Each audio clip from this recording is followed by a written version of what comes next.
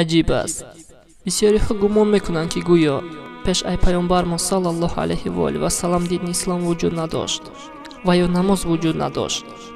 вале ин фикрҳо ботил ҳастанд, зеро ки аллоҳи зулҷалол барои ҳар як пайғамбар ва қавми пайғамбар як ибодат, яъне як намозе ҷудо карда буд.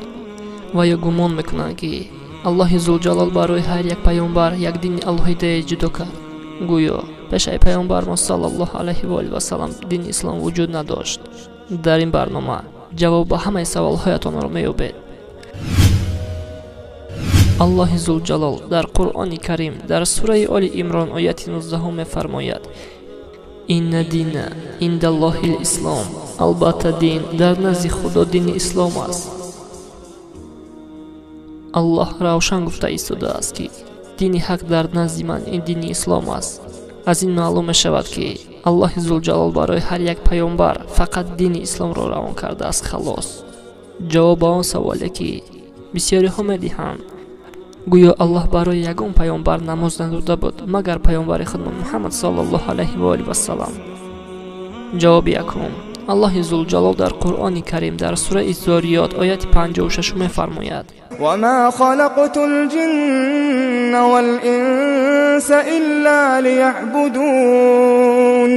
ҷину инсонро фақат ва фақат барои парастиши худ офаридаам. далели дуюм: дар Қуръони Карим сураи Иброҳим ояти 37 Аллоҳи мутаол мефармояд: ҳазрати Иброҳим ба Аллоҳи мутаол мегӯяд: эй парвардигори мо, баъзе аз фарзандонамро ба водии беҳеҷ киштаи наздики хонаи гиромии ту ҷой додам, яъне Каъба.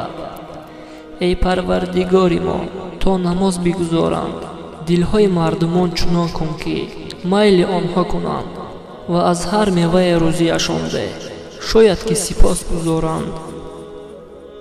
далели сеюм: аллоҳи мутаол дар Қуръони Карим дар сураи Юнус ояти 87 мефармояд: ба Мусо ва бародараш ваҳӣ кардем ки барои қавми худ дар Миср хонаҳое муҳайё кунед ва хонаҳои худро ибодатгоҳ созед ва намоз гузоред ва муъминонро хушхабар деҳ.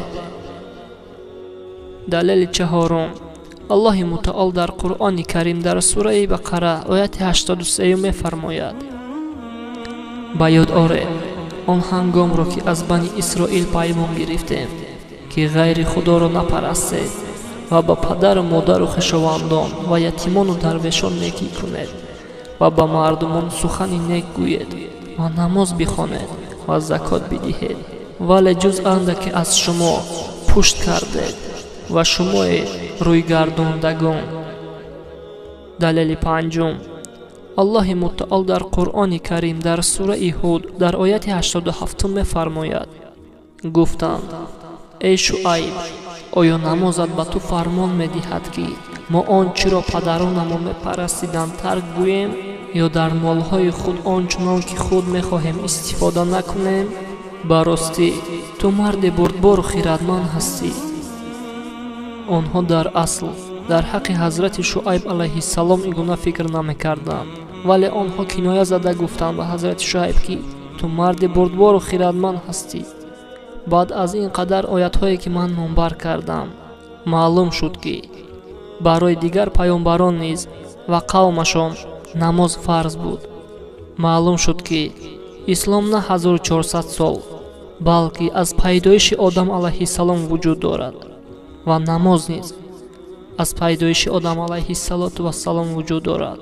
шояд ки намозҳои дигар пайғамбарон дигаргун буданд, вале Аллоҳи зулҷалол дурусттар медонад.